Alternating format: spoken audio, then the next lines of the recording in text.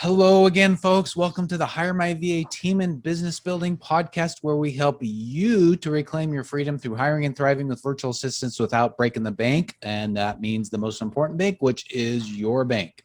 Now, that's the most important bank to you. My bank's more important to me than yours, but that's beside the point. Without breaking the bank. I'm Dave Broughton. I'm here with Larry Broughton, who's my partner in all things coaching. Yep. Fantastic business mentor. He helps coach me in life. He's walking with me as a brother through these crazy life ups and downs, this amazing journey. So Larry, tell everyone hi. Hello, everyone. Hello, handsome Dave. Hey, how you doing, man? Good. Thanks for going on the journey with me. Yeah, thank you. And I love you. I'm glad that you're in my life. Thank you. All right. Yeah, let's get going on this, though. Okay, let's do it. Okay. So this is part 3 of a 3-part series, and we're answering this question.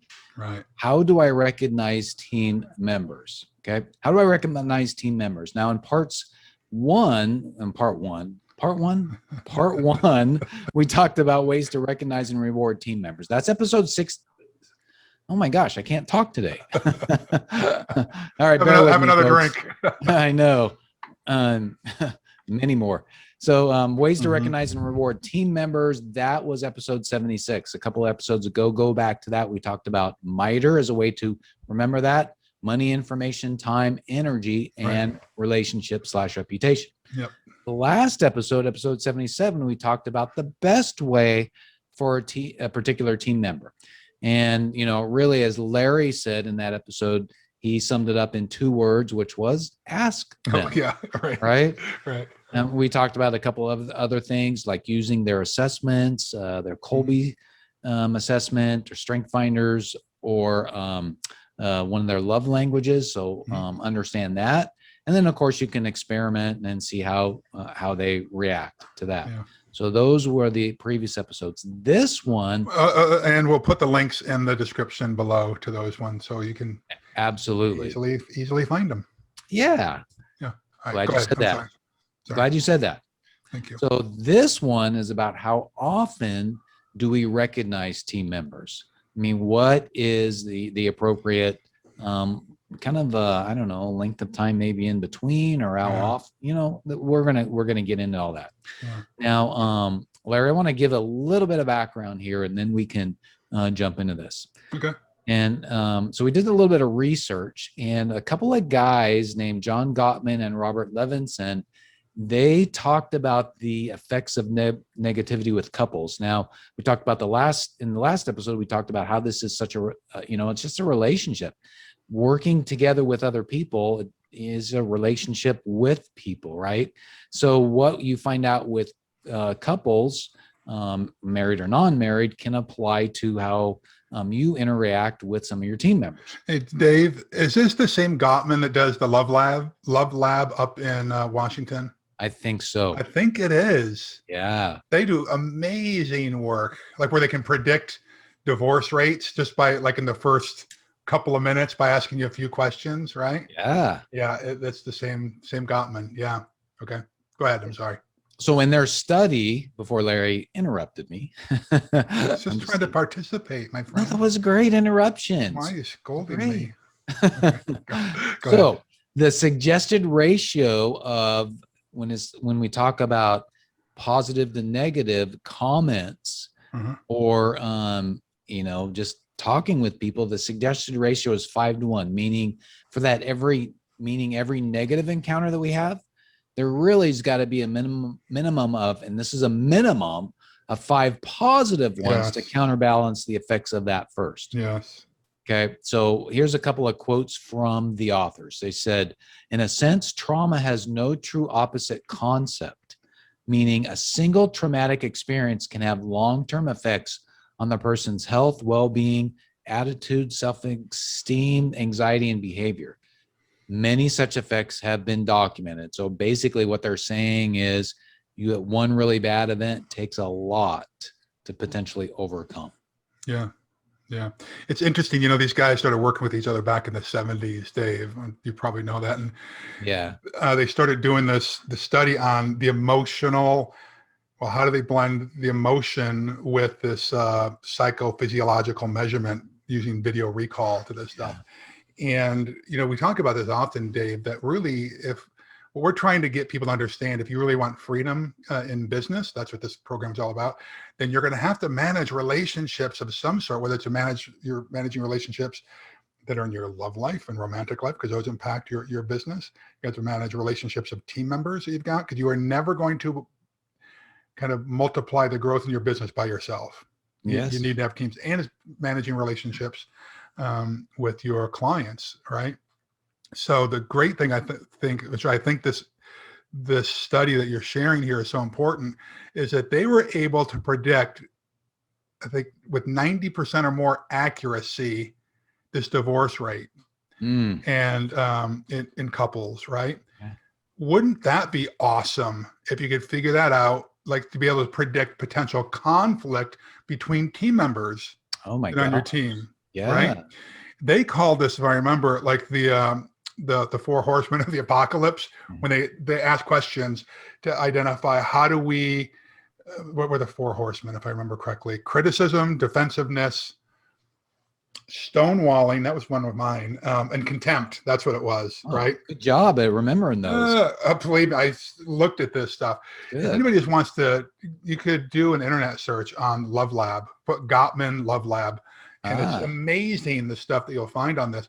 But I remember, this was one of my problems when I first started going to church and first started trying to work on my past relationships.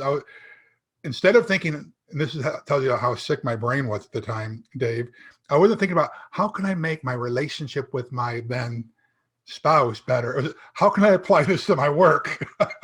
Well, no. How can I apply it to my business relationships? Well, I think that's our tribe, right? That's who we're talking to. I think about, I was just meeting somebody for lunch today, and we were talking about this stuff in politics and things that are going on. Sure. And then it's like, okay, how does that apply? And then I said, well, how does that apply to my business? Right. Right. That's what we naturally do. We're business owners. I guess. Yes.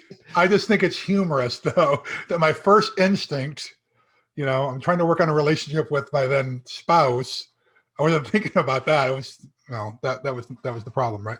But anyway, yeah, if we can figure this stuff out, Dave, about, criticism, defensiveness, contempt, and stonewalling, how do we apply that to business, right? Because I know that some of you folks who are listening to this, you've got teams now. Some of you have virtual assistants. Some of you have people that are in-house. You got teams of 20, 25, 200 people, right? And you ever notice that there's conflict between team members? If you could identify this beforehand, how much time could you save from a leadership and management perspective, right? How powerful would this be, right? Or between yourself and someone else, right? One of my early mentors, you've heard me talk about him before, is Donald Clifton, right? From Clifton Strength Finders, right? I went through a program with him years ago when he just started coaching people called the Varsity Program, it was called the Varsity Program. And he talked about the parable of the leaky bucket. That if you got a leaky bucket, you got to be putting water in faster than it's coming out. And he called that your emotional bank account, right?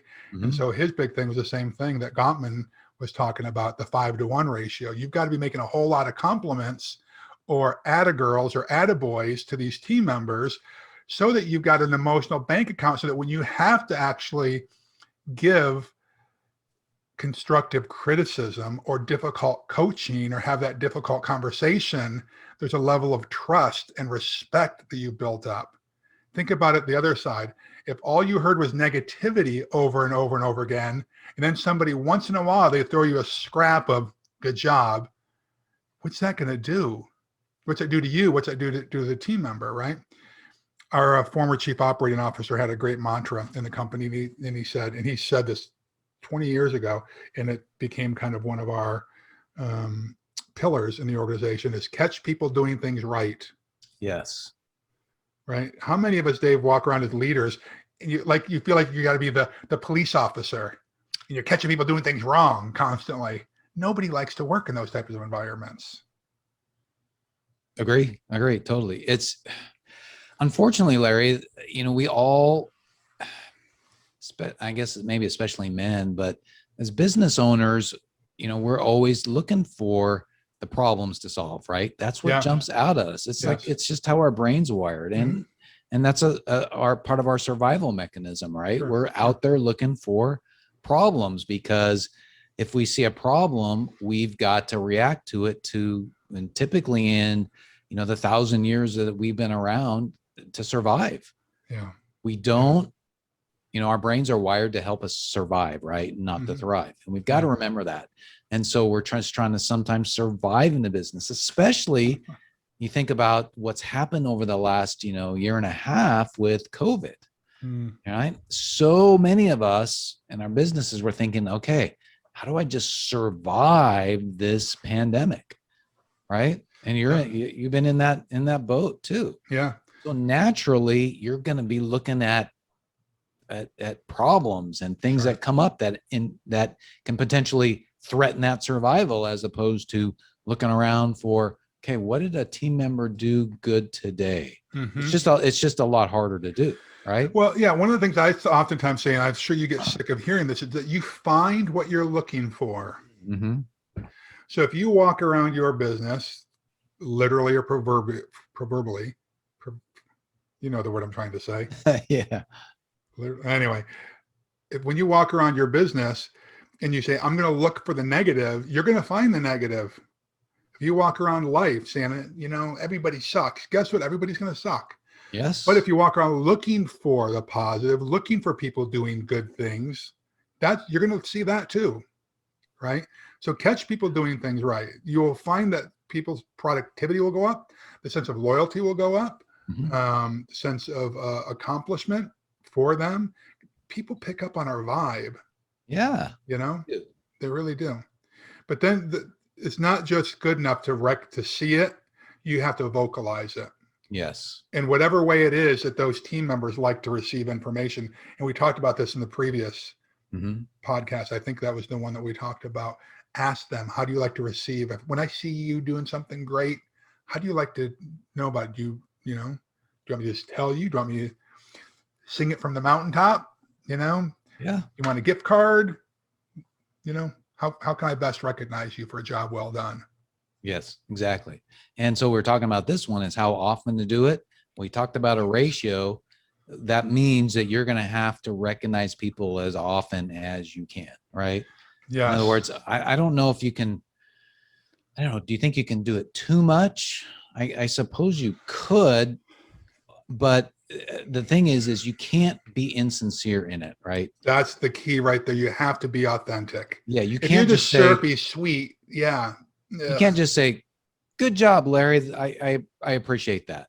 Yeah. No, you got to say, well, that was really well done, Larry. I loved the way that you said this in the last podcast episode. I think that's really going to resonate with our audience.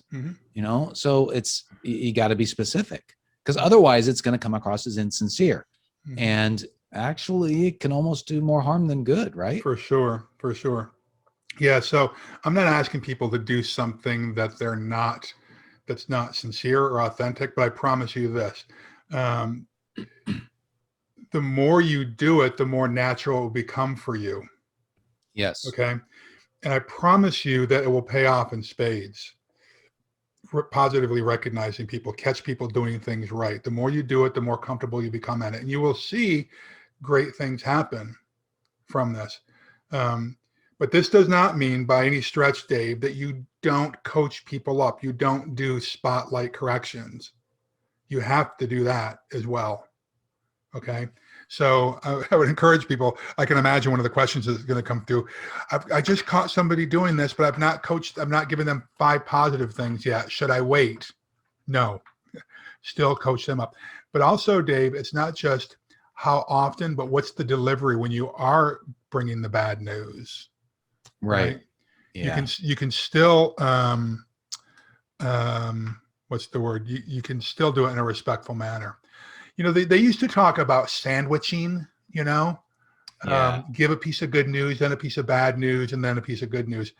I'm not a fan of that anymore. It's kind of an easy thing when you're a young manager, unsophisticated leader, and you're just learning it. I think in principle, what they're saying is don't just always give bad news, build the bank account. What I've learned is that people who are used to working with managers and leaders who aren't very sophisticated, if you never give positive feedback and all of a sudden you bring them into the office and you give them positive feedback, they're expecting the next thing that's going to come out of your mouth is a piece of bad news.